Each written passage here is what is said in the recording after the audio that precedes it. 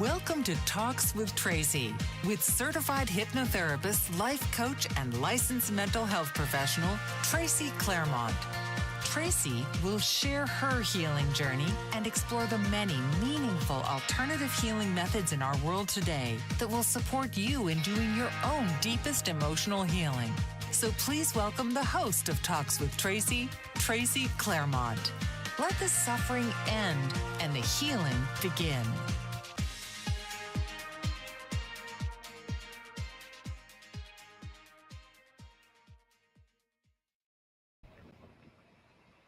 Hey, hello, and welcome to Talks with Tracy. I'm your host, Tracy Claremont, coming to you live on the Bold Brave Television Network. Thank you so much for joining us today. I appreciate every single one of you who takes the time to listen to the show.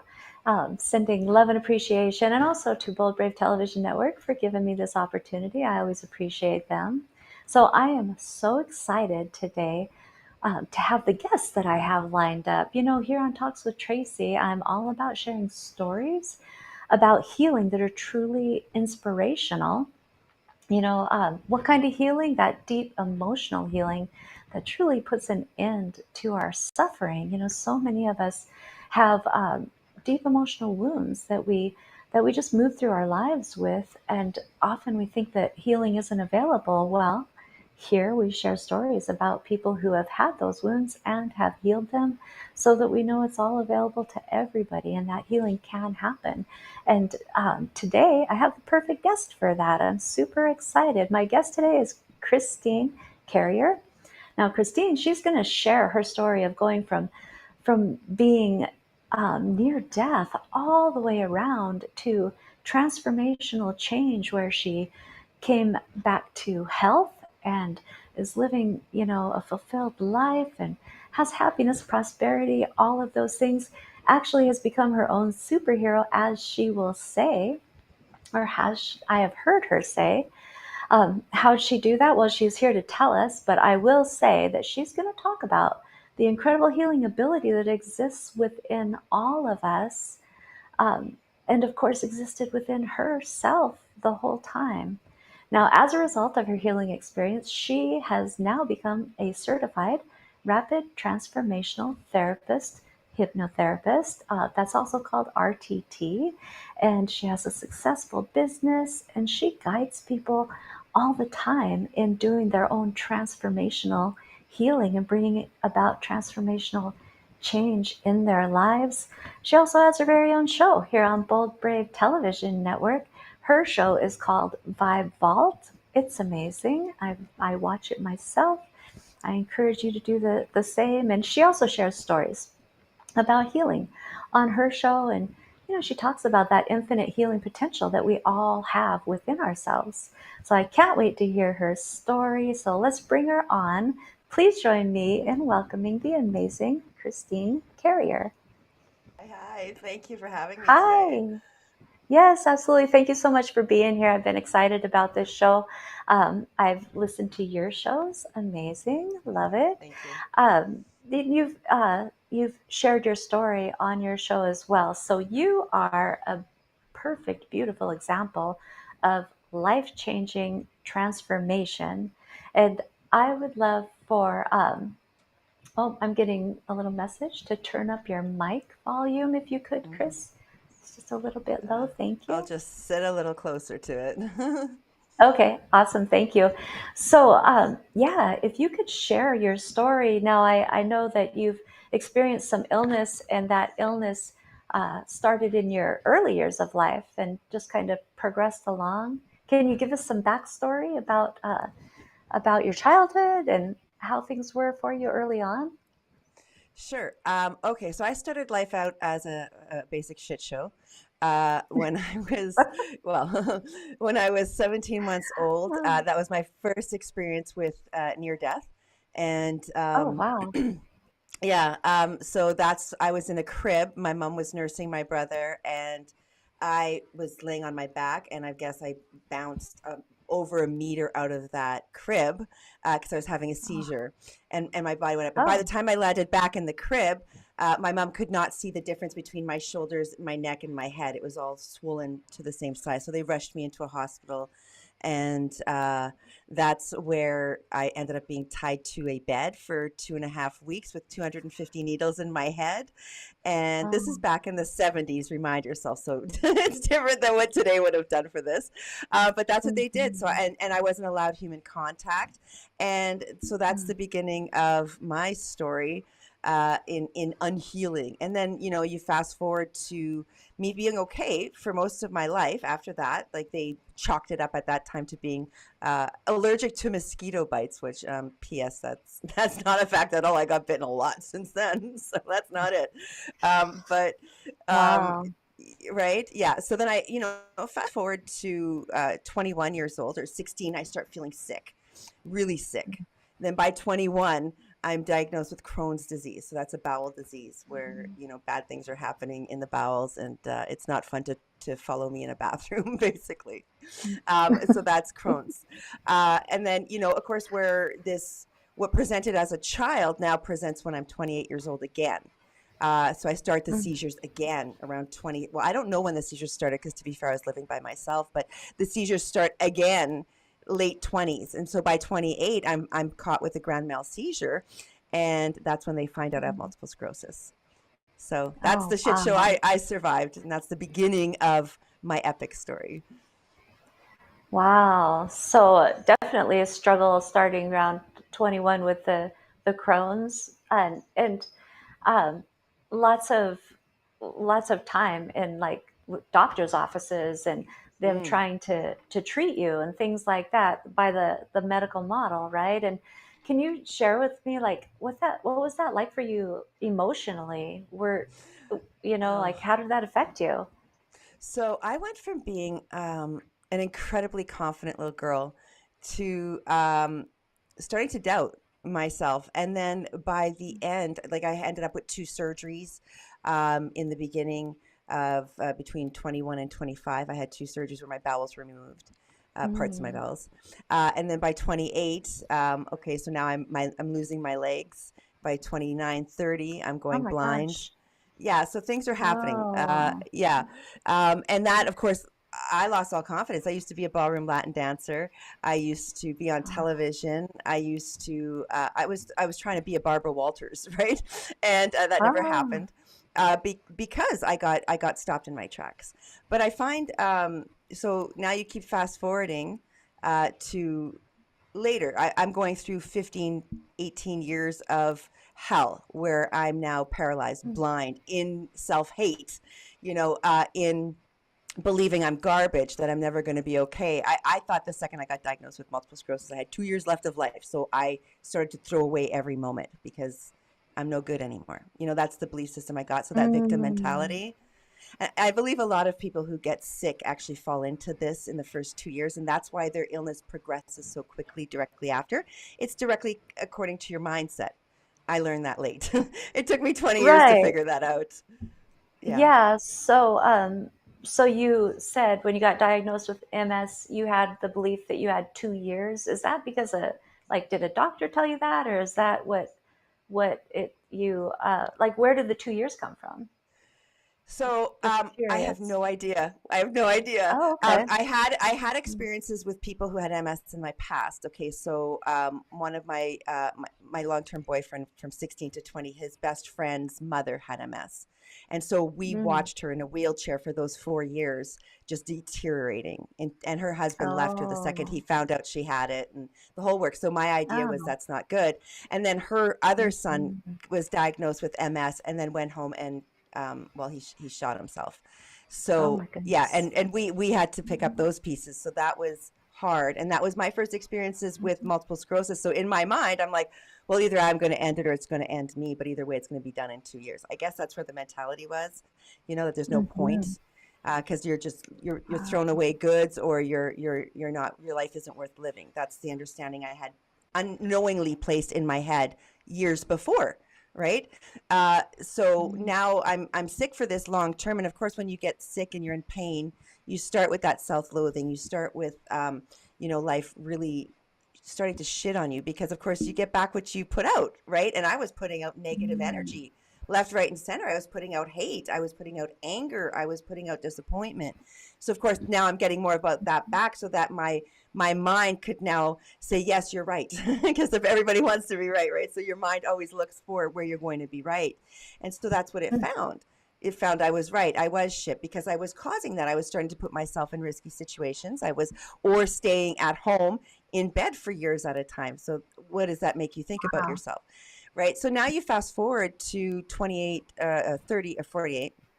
Sorry, I'm 48, 49 years old. I'm in the hospital. Actually, it was just before that, earlier than that. So back in 2019, so I'm 50 now. So back in 2019, I'm in the hospital. I went to the hospital because I had been in pain for a very long time. And I didn't know what it was, and I kept complaining about it. And so I had been in there for 2 weeks when the hospital's like, okay, girl, you're going home. But over those 2 weeks, they had been feeding me, but I wasn't letting it out. It wasn't coming out of me at all. So by the end of the week 2, my bowels decided, well, screw that. And they just went and exploded. And then I ended up dying on the bathroom floor that day. So this was my first experience with you're death. saying that the hospital, what they were doing to you almost killed you, right? I mean, they're feeding you, and it's not coming on several occasions. It's just amazing how the unfortunate truth of things is often that we just listen. We just listen to what doctors say to us, and we believe what they say. And I was trying to figure out at some point, like, why do doctors say like the worst things that could happen? I remember being told myself when I was a teenager, I have a hip disorder that I was born with. I can remember clearly as a teenager being told, you're going to need 2 new hip replacements before you're 30. You'll need 2 new hips and probably 2 new knees. And I was like, what? I don't want it. That sounds awful. Yuck. I don't want to do that. None of that came to fruition. My hips are fine. But I did learn that doctors they're trained actually to speak in worst case scenarios, so that if something worse than what they say happens, they don't get sued and things. And that made me really sad to know. They're also trained not to give you health advice because in case it doesn't work, they can't get sued. That's why your doctor will never tell you how to heal, but he will give you medication to maintain your wellness, if you will. So that's why I never actually got better, and I kept getting worse until I took my own health in my hands. But that, again, took time. And so over the years, I stopped taking their medications and all these sorts of things. So now I went from 15 medications down to 1, and I have to be on that one because I have no more bowels. So that's the only thing that's keeping what's left of my bowels there. Wow. So bring us to, you know what? We're going to need to break for a commercial in just a minute. But when we come back, I would love for you to bring us to that moment where, where you were, I can't imagine the pain involved in your bowels exploding and your body being toxic. I'd love to hear more about that moment in particular. And then, what all transpired and what kind of started the shift for you. So I'd love to hear more about that when we return. So we're going to break for a commercial. Yeah, thank you. We're going to break for a commercial. You're watching Talks with Tracy on Bold Brave Television Network. We'll be right back. What if there were a super tiny device that could diagnose the brain and is smaller than a single human hair? What if you could see inside the brain to help an epilepsy patient during surgery or to help the fight against Parkinson's disease? Dr. Patricia Broderick is proud to announce the Broderick Probe, a biomedical and electronic breakthrough. Imagine a probe to help with the understanding and potential cure of brain-related diseases. To learn more, listen live to the Easy Sense radio show with host Dr. Broderick, Wednesdays 7 p.m. Eastern on the Bold Brave Media Network and TuneIn Radio. And to help support the Broderick Foundation, please go to EasySense.com and learn how, with your help, we can fight these horrific brain disorders. That's EasySense.com to learn more and help support the Broderick Foundation. Author, radio show host, and coach John M. Hawkins reveals strategies to help gain perspective, build confidence, find clarity, achieve goals. John M. Hawkins' new book, Coached to Greatness, Unlock Your Full Potential with Limitless Growth, published by iUniverse. Hawkins reveals strategies to help readers accomplish more. He believes the book can coach them to greatness. Hawkins says that the best athletes get to the top of their sport with the help of coaches, mentors, and others.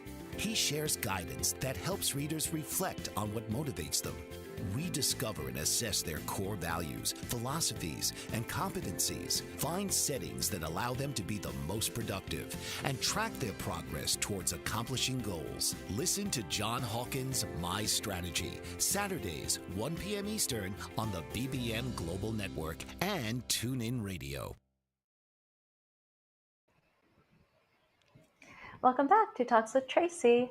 I am here with the beautiful and amazing Kris Carriere. She is sharing our story. And before the break, Kris, you were talking, or I had asked you to bring us to that moment when you're in the hospital, when you had this awful experience of your bowels exploding. And then I would assume that your body became incredibly toxic at that point. I mean, it has to, right? So can you pick up where you left off? Yeah, sure. Okay, so now they find me on the bathroom floor, okay, because it's 9 a.m. I'm supposed to be going home, so I'm getting ready. I'm in the bathroom, and then they find me on the floor, so I get transferred. But now listen, when I moved into that hospital, when I say moved in, because I stayed there for 3 freaking months, so it felt like I was moving in. But when I went to the hospital, they asked me, do you want do not resuscitate, DNR, on your chart? And I said, frig yeah, put it on there, because that's how sad I was. I did not want to live. And in fact, the entire time I was there, following this or before this, I kept telling them, please kill me. Please take me out. Please kill me. I kept, because that's how much pain I was in. It was horrible. Now I'm on this bathroom floor. They put me on a gurney. I'm assuming because that's where I woke up, was on the gurney. I don't remember it happening. And I can hear them shaking me and yelling, do you want us to let you go? Do you want us to let you go? Because I'm young-ish in their head. So do you want us? And in that moment when my body started to give out and I was actually dying, I said, don't let me die. Just, I only said it once, but don't let me die. And I meant it. Like, it was like the first time in my life I actually believed I wholeheartedly want to live, and now forevermore I will remember that moment. And so they resuscitated me. I came back, and so now fast forward, my body is toxic, and I'm toxic for the next month and a half, I believe, or maybe 2 months. I'm toxic, two and a half months, maybe, toxic as heck. So yeah, go ahead. Can I ask you a question? Did you actually die for a moment? Yeah. Now I died actually three times on this stay. Oh my gosh. So the first two times gosh. the first 2 times it went to black. So I don't think I really went anywhere. My body just kind of shut down, and I didn't have a chance to leave yet. But on the third time, my mom, who had passed away in 2015, came, and she took my soul to a cloud. And there we sat on the cloud, and we watched the world, the universe, do their thing. And I got to talk to my mom through osmosis, because, by the way, there's no mouths moving in the dead world. So that's where we were. And it was absolutely fascinating. And towards the end of when my body was starting to calm, because I remember saying, she said, you're going to stay here till you calm down. And I said, I hope that's soon. And then I heard God. And then God said, all the answers will be there when you get back. And I was like, I knew exactly who it was. I didn't see him. I only heard him. And I felt the love. I felt the presence, right? And then, poof, I was back in ICU. So that was that first moment where I'm realizing, oh, holy crap, there's something else. There's something beyond me. I'm not the superpower. I'm not the only person, because I always thought death was death. It's not death. Wow. That was the moment when I realized, okay, there's got to be something else. He told me I'm going to see all the answers. So I don't know how long I was awake for before I opened my computer, and I'm watching YouTube, and I come across Marissa Peer, who is the founder of Rapid Transformational Therapy, right?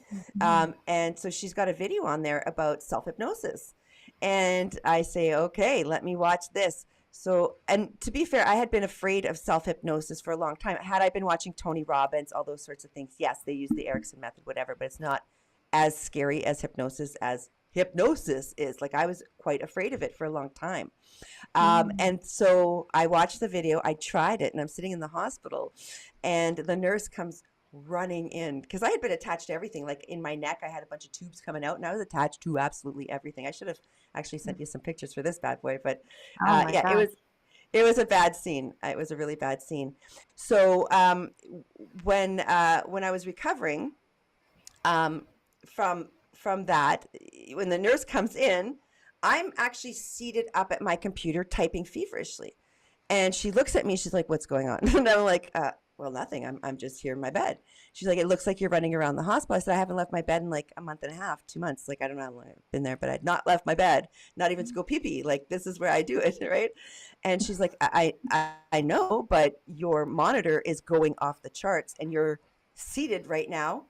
And that's weird because, and then I realized in that moment, holy crap, I had been in a ball for a month, at least a month, when this happened. And I had, maybe it was 2 months by the time I died the third time. So it was about 2 months. I had been in a ball and, begging them for them to take my life. I had been crying all the time. I'd been in so much pain. And then suddenly I'm seated up and I'm perfectly fine.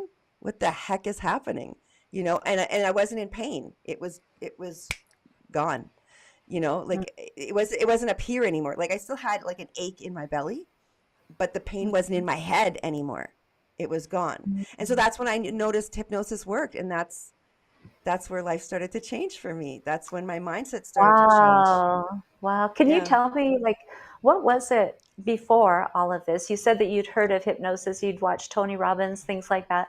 What was it back then about hypnosis that what caused you to be afraid of it? Was it that thought that you wouldn't be in control of your mind, or somebody could put something in there that you didn't want? What was that?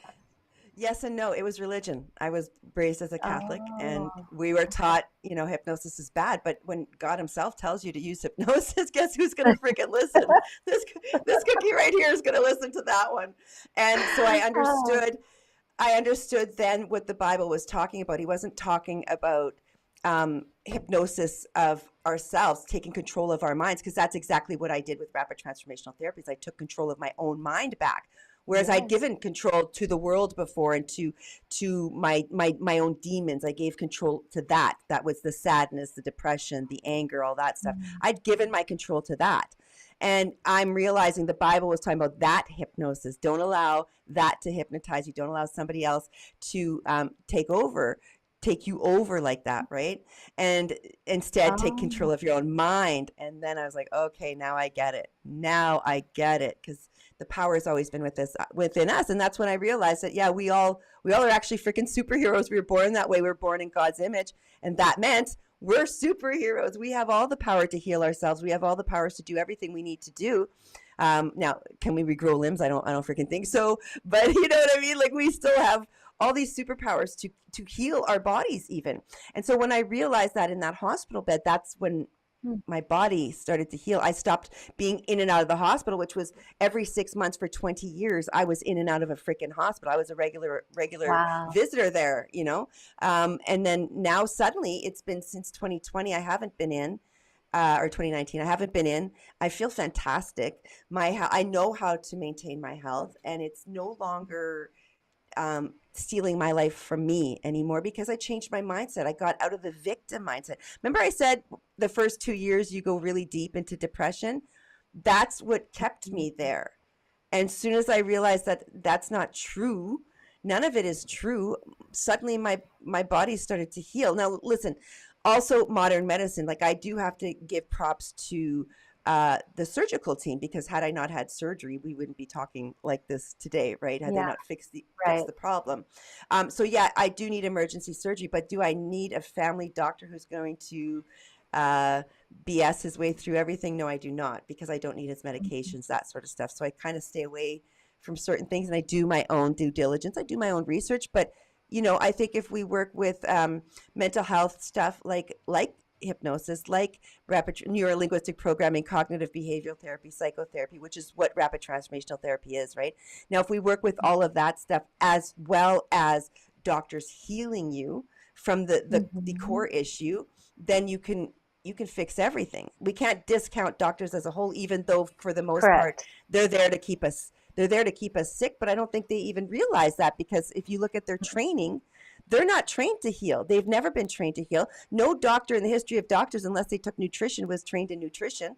So if you ask them, well, as a Crohn's patient, that's what I ask them, what am I supposed to be eating? Well, you'll have to figure that out on your own. What hurts, don't eat that. And I'm like, oh, okay, that makes sense, right?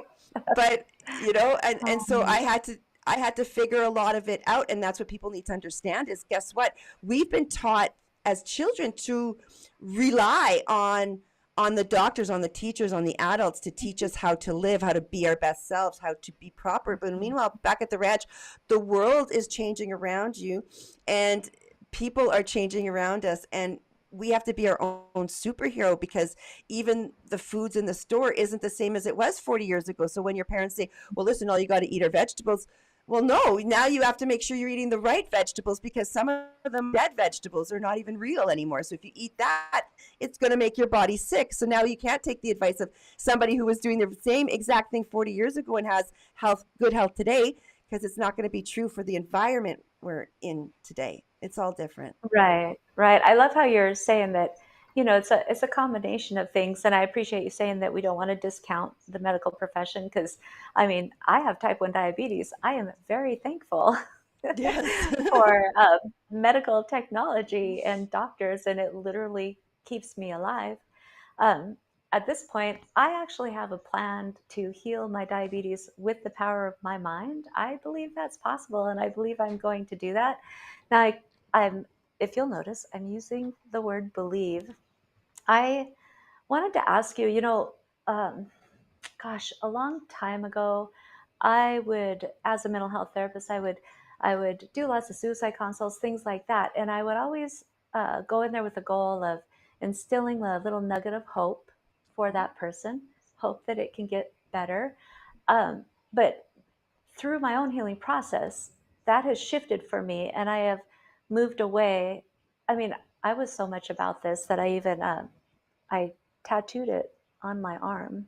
Oh, I love that. And that was, I tattooed the word hope on my arm. And that was after I lost 2 people who were very close to me to suicide. And I Yeah. needed to have Feel it. hope that things could get better, right? Well, I have since shifted from that. I no longer say hope. I say belief. You have to believe. So, hope, it kind of, it's like, maybe it'll happen. I hope it happens. But when you shift your thinking to believe, I that's when urge you things really happen. I urge you to make actually one more shift even beyond that one and say, I know. Yes, I I know it's know. happening. Because now you're commanding your brain to Absolutely. do the action. You could start with, I believe this is going to happen, and I know I'm going to get the answers. I know I'm going to get the results I'm looking for, because now you're commanding your body to do as you want it to do. I love that. And you talk to yourself as it is happening now. It's happening Absolutely. now. I'll Yep. explain And to you then you're, I'll explain to you in yeah, the next segment how to get rid of pain, because it's happening now. I could tell you exactly how to get rid of that in the moment. that's amazing. I would love that. And I'd like to talk about migraine headaches for my sister. Okay. Perfect. All right. So we're going to, break for a commercial real quick. Thank you so much. And you're watching Talks with Tracy. We'll be right back. Did you know that your beliefs create your entire reality, but it's the subconscious beliefs that do most of the creating? Belief shifter and life coach Shiraz can help you identify those limiting beliefs and eliminate them, often in a single session. Like, it was almost instant. Like, I had relief right away. Creating better health, relationships, careers, and finances. Let Shiraz help you step out of safety and into awareness. Definitely something's happening. It's like a flow inside. It feels good. Whether in person or online, Shiraz provides personal coaching, belief shifting. Visit Shiraz at energeticmagic.com or call 416-529-7429. Energetic Magic on the BBM Global Network, Tuesdays at 7 p.m. Eastern. Find your greater happiness. Be well. Be aware. Be magical. Are you struggling to care for elderly parents or a spouse? Do you wonder if being a caregiver is making you sick? Are you worried about taking time off work to care for elderly parents and balance work, life, and caregiving? Has caregiving become exhausting and emotionally draining? Are you an aging adult who wants to remain independent, but you're not sure how? I'm Pamela D. Wilson. Join me for the Caring Generation radio show for caregivers and aging adults, Wednesday evenings, 6 Pacific, 7 Mountain, 8 Central, and 9 Eastern, where I answer these questions and share tips for managing stress, family relationships, health, well-being, and more.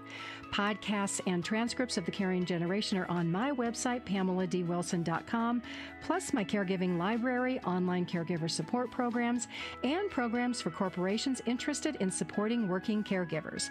Help, hope, and support for caregivers is here on the Caring Generation and PamelaDWilson.com.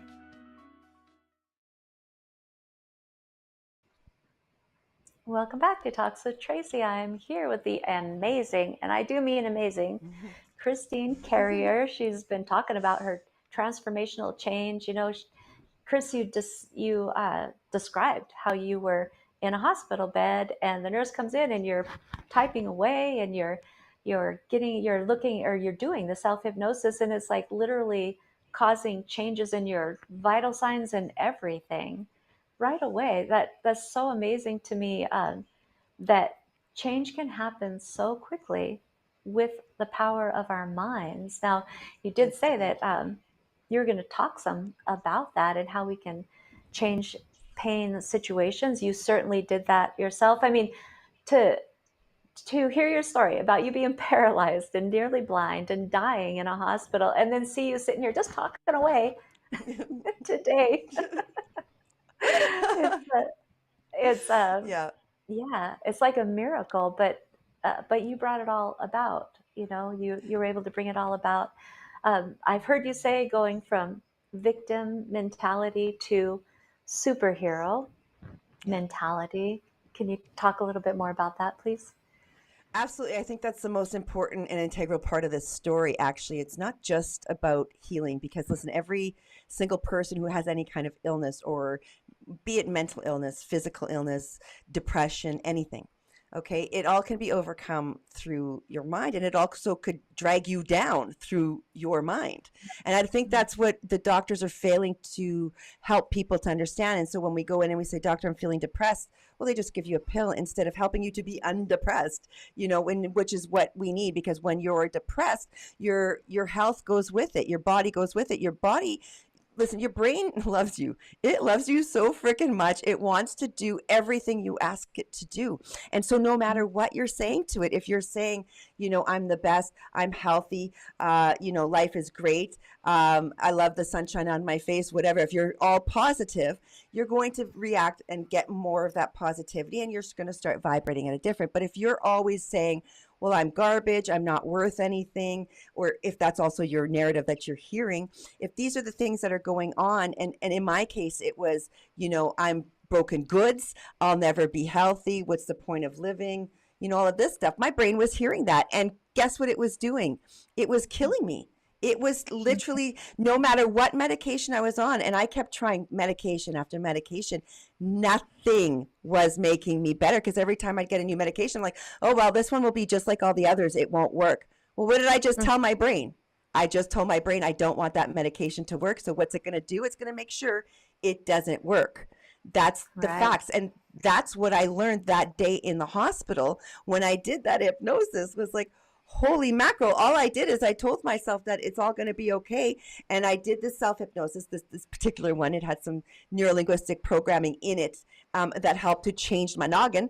And everything changed that day, like that minute. And I'm grateful, to be fair, that I was in the hospital that day, because I don't know that I even would have noticed that it changed if the nurse hadn't told me, you're seated up right now typing. What the frig is happening? You know, I don't think, because I didn't even notice until she said it, that I was seated up and typing like a normal person. I didn't notice that, you know. And so that's the thing about hypnosis also, is that a lot of people, when you're working with us, the hypnotherapist or the therapist, when you're after you've done your hypnosis, you got to come back to us, for a second and a third, because just follow-ups, because this way we can help you to see the changes that are happening. I don't know if you understand how many clients I've had so far who've come in for therapy. This first session, they come back for after the hypnosis, and they're like, well, I don't think anything changed. And so I start talking to them about the week that has passed, the 8 days that have passed, and they're like, oh, well, I'm not reacting to the same to this, or this is different this way, or whatever. And I'm like, but I thought you said nothing changed. What are you talking about? These are all changes. Like, oh, well, that's not important. No, every single little change is important because it's minute. Under hypnosis, with hypnotherapy, with all that stuff that we're doing to our noggin, it's not like TV where it's going to happen, like that. It starts to change immediately. Yes, absolutely. Right. But it's over time. It gets better and better and bigger and bigger. Like, I wasn't able to jump out of my bed in that moment in the hospital and just go run a marathon. No, it just looked like that's what I was doing because my brain was back, right? But it took me a year before I could get my legs back, before I got everything else back in working order. It still took time, inch by inch, day by day, week by week, month by month. You get better, you heal. It's your body and your mind, same thing. Yeah. So you mentioned neuro-linguistic programming. Could you just tell us briefly for a moment what you mean by that? So neuro-linguistic programming is very much same with cognitive behavioral therapy, actually, but it's very much the words you're using to speak to yourself. And when you're speaking, it is the positive statements of truth, neuro-linguistic programming, that you want to use. It's repetitive words that you want to use, and it's specific types of words that you're using, like an action word or, anything positive, basically. But there are certain things, like you will see when Tony Robbins is in his programs, when he's talking, he will be on stage and you will hear him repeatedly get the people to say yes, yes, yes. He'll say that all the time. I don't know if you notice this, but he'll get you to repeat things, and he'll repeat things 3 times. Now, if you pick up on the words they're repeating 3 times, that's part of the neuro-linguistic programming. That's like hammering that statement into your brain. That's what we're doing. That's neuro-linguistic programming. And you'll see that a lot with stage hypnotists as well. When they want you to activate something, they're going to repeat something on a 3 note. And that's where your brain gets in. I've seen, I'm not even going to mention this, might get cut off, but I've seen it in other places as well, within television, everyday life, our celebrities, that sort of thing. You can see these neurolinguistic programming being used in those aspects. You could see it in commercials. You can see it everywhere. It's being used to control everybody, and that's why we say control your own mind, because the words you say, the words that are said to you, how they're said to you, in which order they're said to you, matters. It matters. And it's all spell casting in a way. That's what neurolinguistic program kind of is. I hate to put it that way because it sounds like it's demonic, but all language is spell casting. And if you look at us as a people, we've been taught to kind of speak down about ourselves. And I think that has to do with the slave programming. We've all been taught to be worker bees, to be the slave. And so in order to keep us there, we have to have that negative mindset, that lower vibration. And in order to keep you there, you have to get people to talk bad about themselves. So if you notice in music and television, they have repetitive content, specific words in order, and they're doing that same thing. They're using neurolinguistic programming within songs even to try to get you hypnotized into doing their actions and their bidding. But what it's doing in your mind in and of itself is it's helping your mind to understand what you want to hear, because when you say things on repeat, when you're using positive, because your brain doesn't hear negative words. So if I say stop eating, what is it going to do? You're going to eat more, because it won't hear stop. It'll hear eat, eat, eat, eat, eat, eat, eat, right? So I can't say that. Right? And so that's part of neurolinguistic programming, is positive statements. Whatever words you use, your brain is going to pick up in a huge, large way. Right.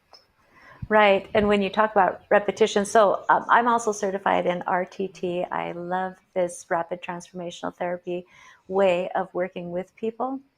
And I know that we're trained the same. So part of what you do, Kris, when you work with somebody is you provide a recording at the end of a hypnotherapy session, and it has positive suggestions based on what the hypnotherapy has been, and also what the client has described to you as life without the issue, you develop a recording for them to repeatedly hear, so that the mind can have some time to process it, develop those, like, really kind of stomp down those neural pathways that are being developed around that. Yeah. You do that as well, and I understand you've worked with, I think you said 500 people, Almost. clients, are done that many Almost. hypnotherapy sessions. That's so amazing. So you did mention before the break that you wanted to talk about pain and how to put an end to our pain. So please share. So just before we get into the pain, I just want to add to what Oh, you just said is those audios that you're talking about, because a lot of people are like, oh, that's the BS afterwards. I don't have to do that, whatever. It's like when people only take half of the medicine, they start to feel a little bit better, they stop the medicine. Now, listen, those audios, that's the water to the seed we just planted in the frickin' session. So don't kill the plant by not watering it, right? If you don't water it for the next 21 days, you've now killed that plant. And so we need you to water your plant, and often twice a day these plants need to be watered. And so that's why I tell, especially, well, with us, we work with a lot of people in deep traumas and that sort of thing, right? So we want you to water as many times as you can a day, so that you're feeding your plant its nutrients so that it can grow. And of course, what we do, and I'm sure you do as well, within our sessions, we're using our clients' own words, and I don't use my language in those audios. Like, yes, I do say a lot of, I use neurolinguistic program, I use cognitive behavioral therapy, I use psychotherapy as well within mine, right? But as well, I'm using my clients' words, their own very words, in the way they would say it, because guess what? That's how their brain understands it. They're not going to understand it if I start using all the technical terms. That's why, that's what we do. And so that's the importance of those audios. They're actually equally as important as the session itself. And I wish people would understand that, because again, without the water, your plant dies, right? And so you've wasted that I love that session. analogy. I will definitely use that, because Yeah, I right? find the same thing. I do the follow up with somebody and ask them how they're doing. And whenever I hear, like, well, I don't really feel anything, I'll ask, have you listened to the recording? And most often it's like, oh, well, I tried, I didn't have time. But I love that Yeah. analogy of watering the Well, seed that has been planted. yeah, and I also tell them, listen, if you're, I monitor my clients because it's important that they get results, right? Because we have a guarantee, but we want them to get results. So I monitor them so I can actually see exactly how many times they listen to that audio, so they can't lie Oh, to me. wow. Oh, yes. So when I go to that session, I know. And so when they tell me, oh, I listened to it a bunch, I'm like, actually, you only listened to it 4 times or whatever. I'll know exactly. And then they can't get out of it, right? Because it's about holding people accountable, because people will Oh, lie. wow. And the other thing is also when they say, oh, I didn't have time. Well, guess what? That's the moment your brain was trying to sabotage you and to go back to where you felt the most comfortable, which was in your own chaos. And so that's why you have to listen to the audio, because your brain is now sabotaging you so that it can stay where it was. That's why you need to keep watering your plant, right? And now that goes to the pain stuff. It's the same thing. With pain, people think, oh, if I want to, go into a dentist and not have pain, I could just go in and do it like that. No, you actually have to prepare yourself. So if I go to the dentist, let's say, and I don't want them to use freezing, what I do is, even before I get into that dentist, I put myself under hypnosis. I prepare my body for it. Then I go into the seat. I then again prepare myself for it. I put myself deeper into a hypnosis. And then from there, I'm repetitively saying, I love this. It feels really great on me. This is fantastic. It's wonderful. This is my favorite. This is the type of stuff I'm telling myself. So you have to do that on repeat. Now, when I have leg pain at home, I am looking, like, we're in active pain. Now the pain's already there, because my pain, I get a lot of leg pain as it's releasing or it's freezing up, whichever the case may be with the multiple sclerosis, right? So I will look directly at the pain, at the spot where it's pain. And I said, you're not welcome here. Get out of my body. You're not welcome. You must retreat right now. And I command the pain to leave. Now, is it going to work on the first time? Freaking no. I'm in too much pain. I'm feeling the pain. My brain's like, hello, pain. I'm your new best friend, right? So no, it's not going to work the first time. I literally, like, when it's pain, for me, it's the kind of pain you want to cut your leg off kind of pain. So I will literally sometimes have to sit there for an hour or two. Sometimes I even have to place a mirror directly beside my leg and look at the mirror and look at my leg and tell it it's fine. Look at how fine you are. You're no longer in pain. Or I'll look at myself in the eyes as I'm telling, in the mirror, in the eyes, as I'm telling my leg there's no more pain. And I will do that for an hour, 2 hours straight until the pain goes away. And that's what you have to do. It's about commanding, and you have to believe it. And so what would happen was my pain would start to go away. Usually it's after 5 or 10 minutes it starts, because I've gotten a really good command of my mind. But after 5 or 10 minutes, it starts to dissipate, go away, and then I'm like, holy shit, it's going away. And then it comes back because I'm like anticipating it's there, right? So then you have to realize the pattern. The minute your brain realizes there should be pain, then it brings it back because it thinks that's what you wanted. Oh, did I do something wrong? It brings it right back. So this is really, really commanding. And this is why meditation is so darn important for people. Meditating every single day. That's how I learned to command my brain. I learned that from the day I met Jesus or God, whoever I met that day. Since I met him, I learned meditation is incredibly important. Commanding your body, taking control of your mind is incredibly important. This is all where it's at. And literally, it is the repetition you're saying to yourself. It's looking yourself in the mirror and saying it and doing it until it goes away, until you fully believe it. And that's the same thing with manifesting, isn't it? If you want to manifest anything, in my case, is I want to manifest a life without pain, right? But if you want to manifest anything, it's the same thing. If let's say you want to manifest getting out of depression, literally stand in front of a mirror and brush your teeth with your other hand. So let's say you're right-handed, brush your teeth with your left hand as you're standing in front of the mirror, and repeatedly say in your mind how terrific you are, how you're going to really conquer today, how many superpowers you have. But do it with your left hand.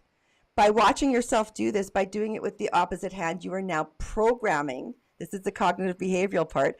You're now programming your brain to start doing this. And that's why you want to do that sort of actions, right? Right. So, and you and I were both, again, trained in RTT. One of the things that Marissa Peer points out, so when you're saying this, you know, you are like the things that you just said to say in a mirror, right? It may be the opposite of what you were originally feeling. But Marissa Peer always says, tell yourself a better lie, right? You're already lying to yourself about, you know, what a piece of shit you are and how miserable you are. And all none of those things are true, but we tell ourselves that all the time. Yeah. So she says, tell yourself a better lie. So if it feels like you're kind of lying to yourself at first as you're brushing your teeth with It's that okay. opposite hand and saying these things, keep doing it, right?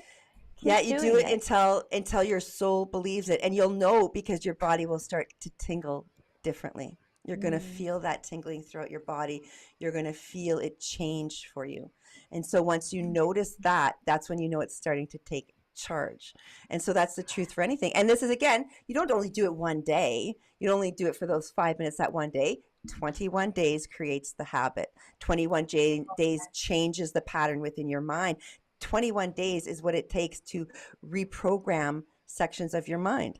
And so do it for 21 days in a row, and you will start to see, even after day 5, you're going to start to see major changes happening. After day 10, between day 5 and day 10, your body and mind might start fighting you, being, well, I don't know if I want to believe this stuff. Are you sure you want to believe this stuff? This is where it starts getting you to start thinking, maybe I shouldn't do it today. I don't need to do this today. That's the days when your brain starts fighting to try to go backwards. That's between 5 and 10. And after day 10, it starts to resign to the fact that, holy crap, that old pattern is dying off. It no longer belongs here, and the new one comes in. That's at day 10, maybe day 15.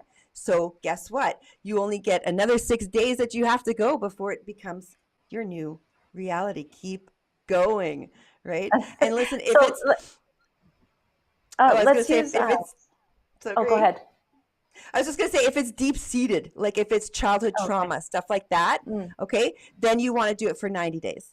Because, listen, you've been telling, if you haven't done hypnosis first and you're doing this for yourself, do it for 90 days because you've been you've been probably telling yourself this for, 20, 30, 40 years, and you can't get rid of that in 21 days, it's going to take a little bit longer.